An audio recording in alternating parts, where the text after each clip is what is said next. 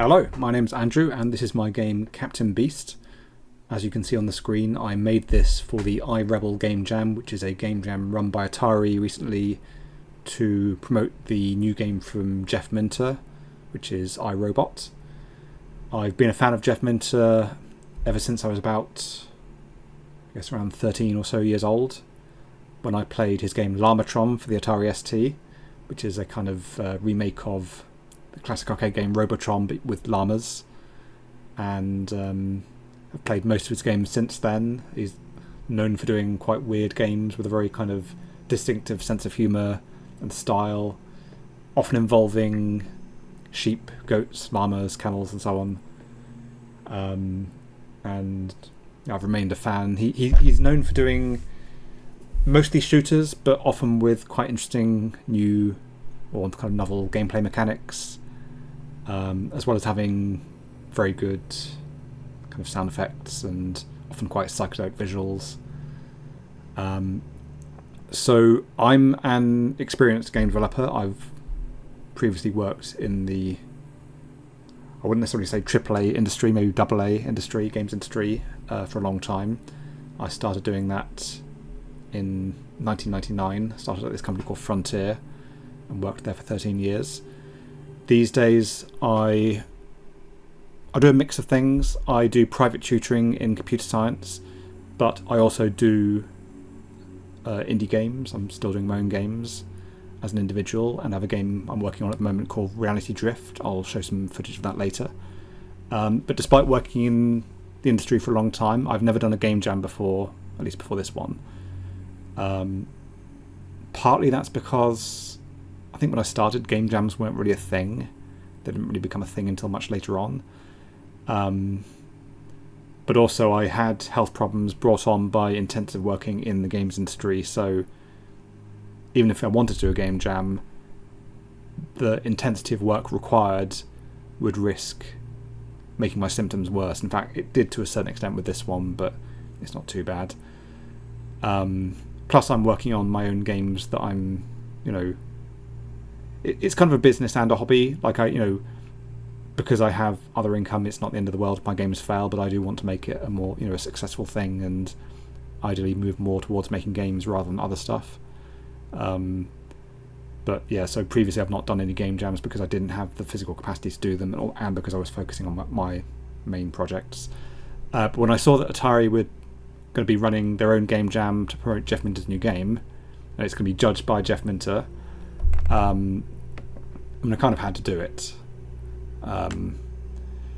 Initially, so the theme of this game jam was A Perfect Beast. That's chosen by Jeff Minter. And before it was announced, before the theme was announced, the game jam had been announced, but the theme hadn't yet been announced. I was trying to think what I might make, and I was looking at some of the old Atari games, such as, well, the one I was thinking of doing something based on was Hard Driving, which was made by the company Atari Games, which is actually a separate company from Atari. They kind of split off into two different companies, so the modern Atari company doesn't actually have the rights to that game anyway, but I was going to do a game called Herd Driving, as in like a herd of, cows or whatever, and you're going to go around and collect different, like, creatures like deer, llamas, sheep, cows or whatever, and maybe do like stunts with them or something. I haven't really fully thought it through, but when the actual theme was announced as being A Perfect Beast, I did think about doing that one, the kind of driving game, but I'm not sure I could have made a good one, especially in just a week, which is the time available for this game jam. So I was trying to think of what else I could do. Obviously it had to be something that wouldn't be too intensive and fairly achievable in the time available. I was thinking about doing a text adventure game, which is sometimes called interactive fiction these days, where you just type in commands and you see text on the screen. But I thought maybe doing something a bit more graphical. And I thought of the game Captain Blood, which, as you can see on the screen, is a game that came out in 1988 for the Atari ST computer. And I've been a huge fan of that game, most of my life. I have a web page on it that I wrote when I went to university. It's a game where you go around in a spaceship and have conversations with aliens. It's a very strange and interesting game, and there's nothing else really like it. and I thought, well, maybe I could do Captain Beast. So that's kind of where the idea for this came from. What I'm going to do is click on Start Game here.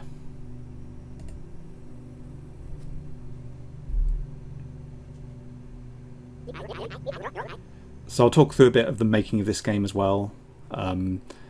All the resources in terms of the artwork and so on, or graphics, is stuff I found online that I could use for free. So I'm not really an artist, I'm just a programmer.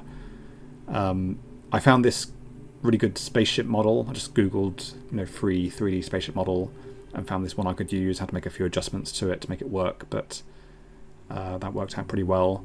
And all the planets in the game are just public domain images of real life planets.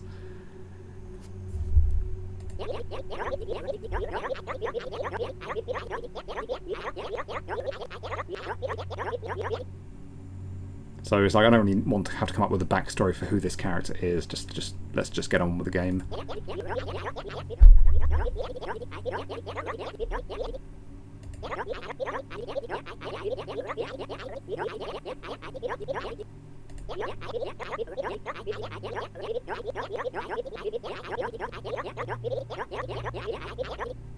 You can kind of tell when this game was written, which is about a month ago from when I'm recording this, based on the news at the time.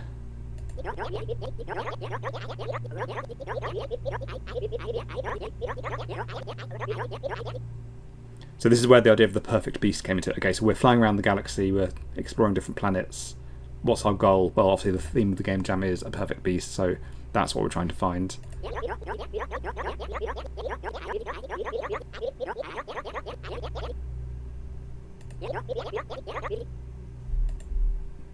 So in the game Captain Blood,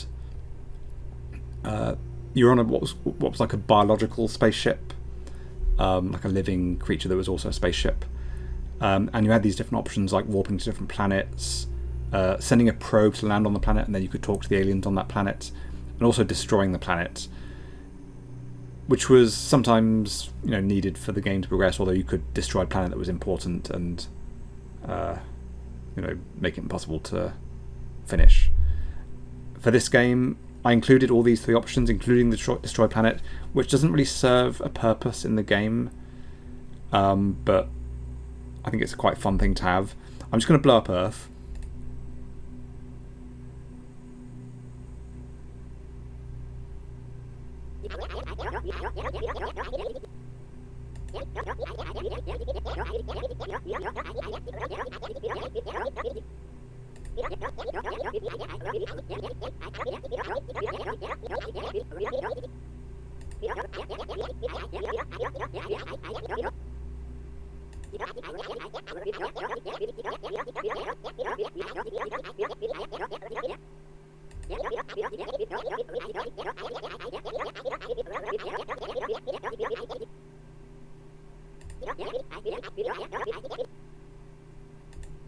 So this is one of the endings of the game.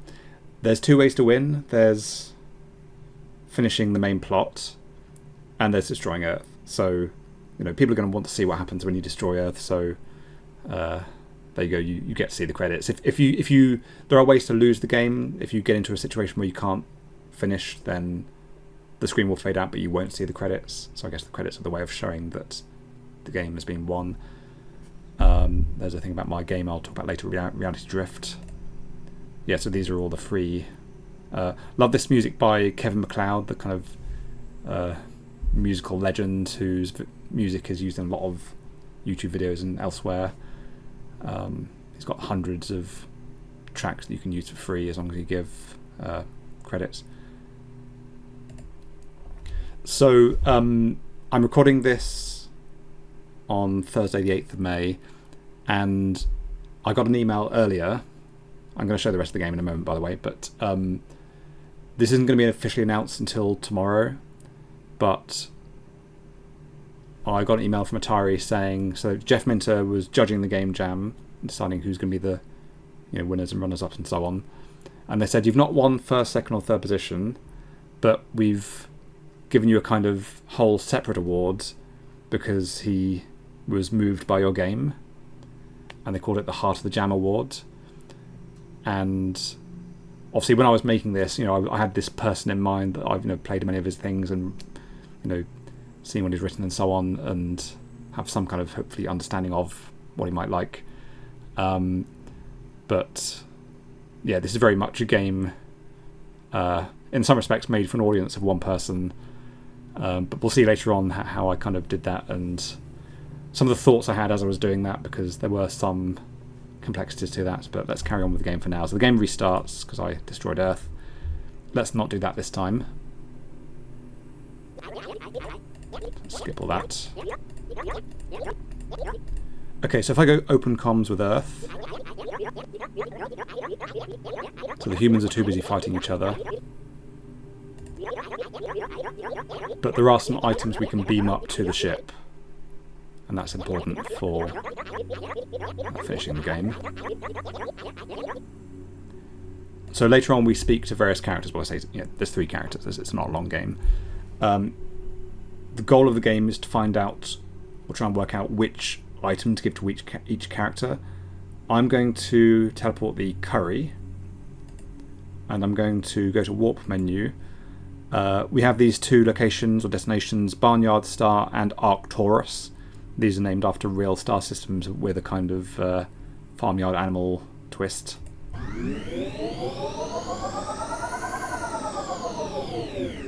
So let's open comms.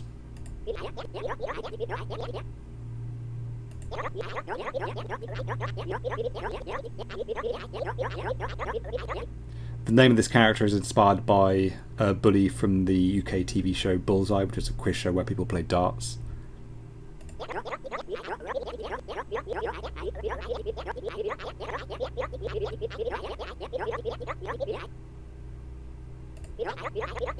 So I kind of envision them as a warlike set of Highland cattle. I actually don't know if this is a male or female, because I'm saying it's a bull. Like Highland cattle, both the males and females I believe have horns, so I actually don't know if this is actually a bull or not, but it was quite a good picture. Let's speak to them again. Each character has 2 initial lines of dialogue or sets of dialogue.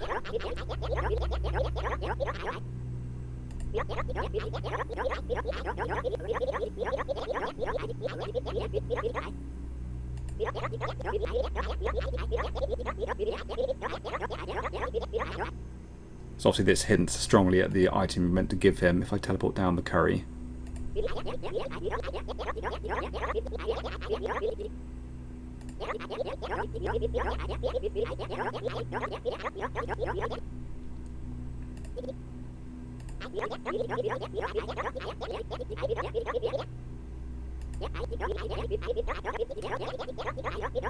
So Jeff Minter, the legendary game designer, is well known for his love of curry, so that was a kind of logical item to put in the game.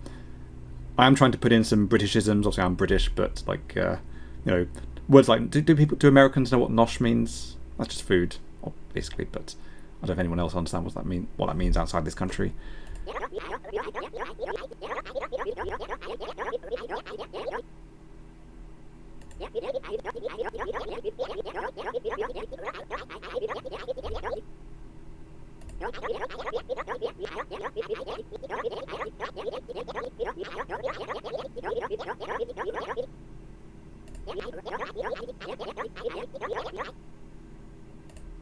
So once your goal is essentially to satisfy the different characters with a different item. They give you a piece of information that is useful later on. You can speak to them again.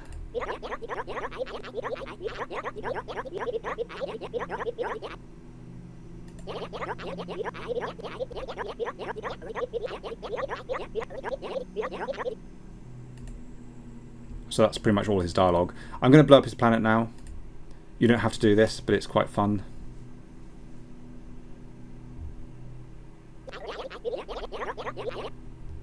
So we just have the computer tell you off.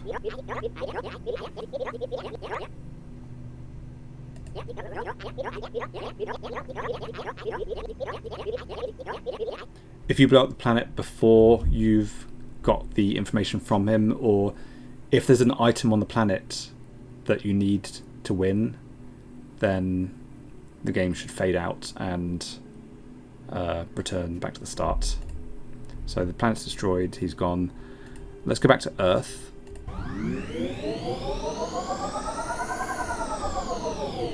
I'm going to teleport the small plushy ox and then go to Barnyard Star.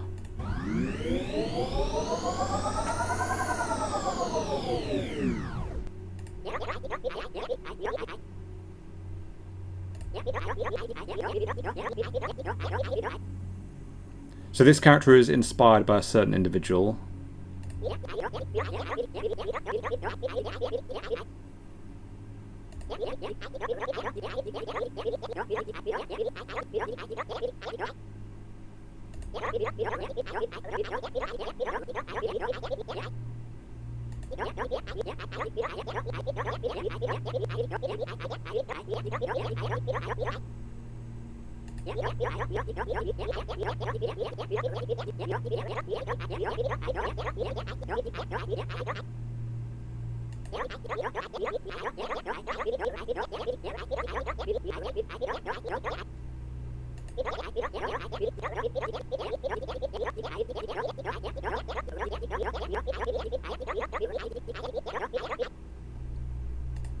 So let's get his second set of dialogue.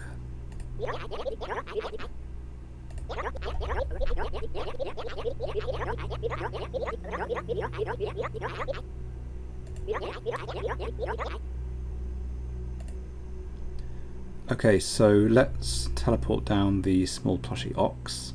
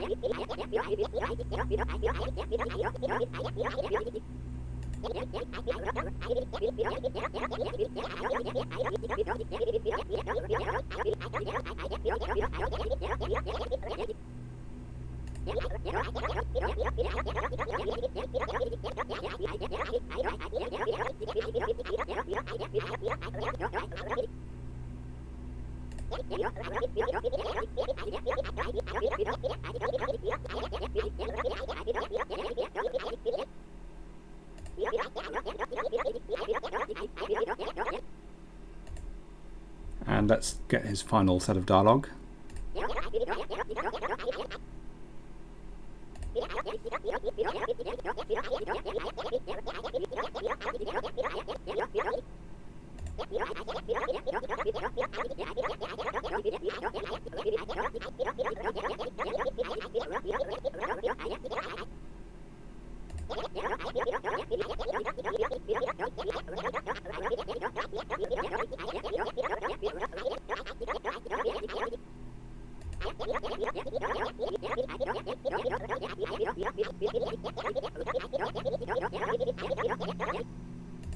Okay, so we have the information we need.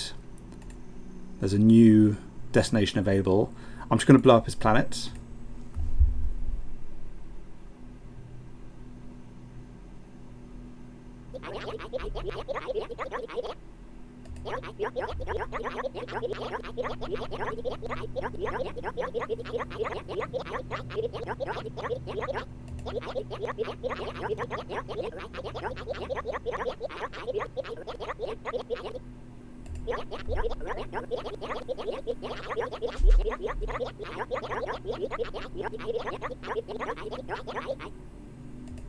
Okay, so let's go back to Earth and get the item we need to finish the game.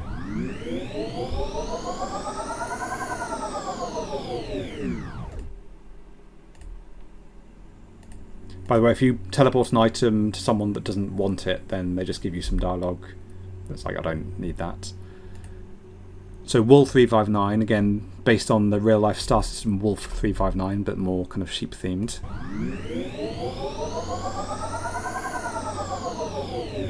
Okay, so before I go into this final part, so the if I just click on Open Comms here. So this sheep, I got this photo from Jeff Minter's website. This is Flossie, who was a sheep owned by Jeff Minter, I think in the 90s.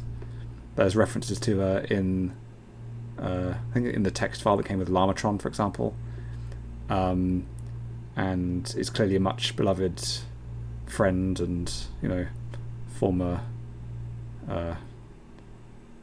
pet, whatever. So obviously the theme of the game jam is a perfect beast. Like, by definition, from this guy's point of view, this is the perfect beast. But I was wary of being am I being emotionally exploitative? Like, I'm just putting a picture of your deceased beloved former sheep in my game. I'm going to pull on your heartstrings in that way, which clearly it does. But I did have some kind of question marks over that in my head. So if we carry on with the dialogue, we'll see how I tried to kind of handle that. But let's see how that goes.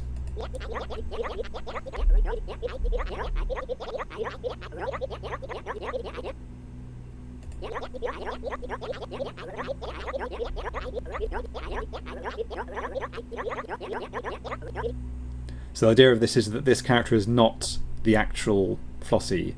Obviously, I've not met Jeff Minter. I've not met Flossie the sheep. It's not necessarily right for me to kind of say, oh, hey, guy I don't know. I know him through some of his stuff, but I don't know him personally. Here's someone who used to care about, and I'm just going to put words in their mouth. That's a bit weird. So I took this approach of saying, okay, like, it's some kind of, well, who knows what it is, but it's some kind of maybe artificial being or something that appears in a certain way to people.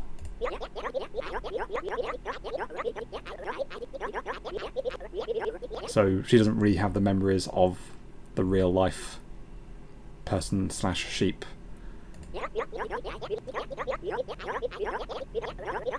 And I guess also I'm kind of expressing my own, slight uneasiness about this in this dialogue. Although, to be honest, I then kind of trample over all of that and imply that maybe it is the same sheep. But let's see how that goes. I need some kind of ending after all.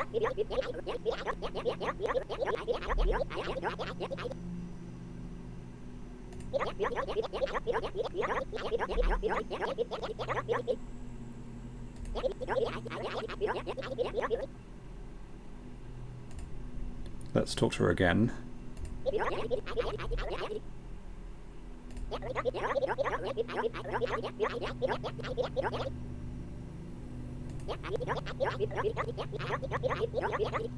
So the character is kind of alluding to the fact that they were created for reasons unknown a long time ago.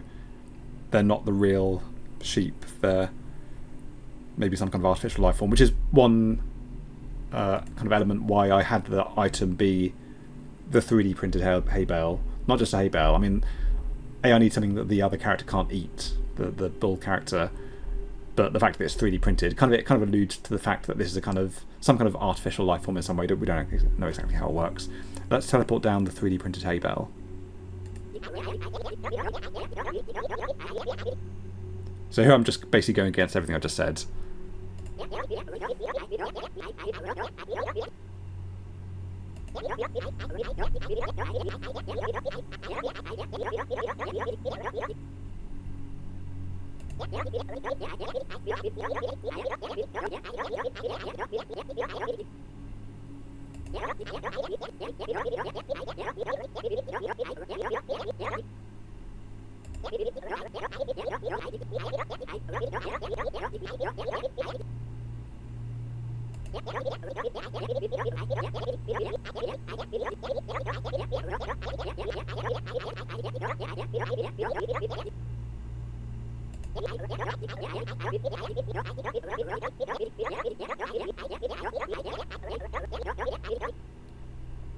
I did enjoy writing this final part about giving humanity a kick up the old arse. Again, I'm being quite kind of... I'm taking on the heartstrings, I'm kind of delving into these slightly serious topics, but I don't want to lose the kind of lightness and just have a bit of fun and use, again, quintessentially British phrases like giving humanity a kick up the old arse. So that's the end of the game. That's the kind of good ending as opposed to destroying Earth. So we fade out to the credits. yes, I'm quite pleased with what I've made. I didn't really know at the start exactly what I was going to do. It's just like, okay, I guess we could have some planets. I thought maybe have 4 characters, but that would have taken too long, and only had a week to do the game. Did most of it over the course of just one weekend, and then did some additional polishing. I did have a bug where I added in the animation for the missile hitting the planet, and then didn't properly test all kind of aspects of that, and there was a bug where you couldn't, like, if it was a planet that didn't end the game when you destroyed it, you couldn't proceed. I had to do a patch for the game to fix that issue. But yeah, that's Captain Beast. Now there's 2 additional things I'd like to mention regarding other projects. So the first one is, I'm going to put this on the screen right now. This is my main project, Reality Drift, which is a roguelike racing game where you make choices, and choices affect your chances of winning. So it's not just about how you drive, it's about how you make decisions. People have said it's very psychedelic, and people have even mentioned Jeff Minter and Llamasoft in relation to it, which wasn't, I put weird stuff in my games, that's just what I do, and I guess that's the kind of connection people made. There's not necessarily stuff that's the same style as Llamasoft games, but I guess people saw the weirdness in it, and that's what I'm going for. I've said before that my kind of game dev motto is, if people aren't questioning my sanity when they play my games, then I'm not doing my job properly. So that's my main project. I've been working on it on and off for over 3 years, but there were times when I wasn't doing much on it, and now I'm hoping to have it finished around the end of the year or early next year. So that's ongoing. So you can wishlist that on Steam, and please do so, that's quite important. You can follow me on Blue Sky it's at argonoid.com, like the website here. But there's one other project I'd like to mention, which isn't actually a project at the moment, but could be in the future. So I mentioned that this game is inspired by the game Captain Blood, and this was a game in the 80s where you could visit planets and speak to aliens. There was a kind of conversation system where you choose icons to have conversations, so it wasn't like the kind of gameplay you saw here where it's just kind of pre-programmed lines and it's just shown as text. And you could mouse over the icons to get text, but you were choosing icons to make sentences. So I'm a big fan of Captain Blood. Now, having made this game, this Captain Beast, I thought, hey, maybe I could remake Captain Blood. And I contacted one of the original developers of the game and said I'd be interested in remaking the game. There have been some attempts that didn't really work out in the past to remake the game. And he was interested in what I was saying. So this might be a future project for me, and if people would be interested in that, then please leave a comment in the comments below, or contact me. There are some complicating factors. I've thought a lot about how it would be done, and there are various ways. I'd probably do a Kickstarter if I was to do this, to get an idea of the demand, and also to get some funding. The main complicating factor for this is another game called Captain Blood that just released a few days ago, based on the old... there was a book about pirates in the 20s, in the 1920s that came out, and then there was a film in the 1930s based on the book, and a new game just came out that's based on the old pirate book, which was actually a game that was originally being developed in around 2006 and then was kind of cancelled, but some people kept the code and then came back to it and finished it, so it's just been re-released, or released for the first time.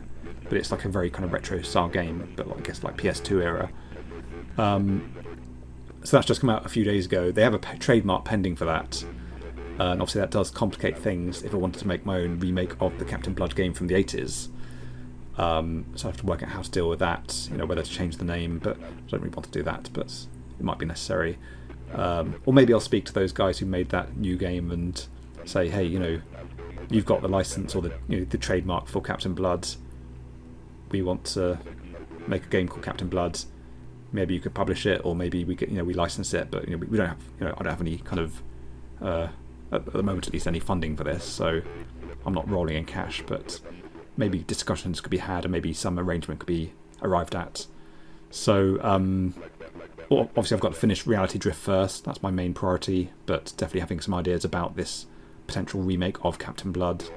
So if that's of interest to anyone, again, leave a message in the comments and share this video with anyone who might find that an interesting prospect.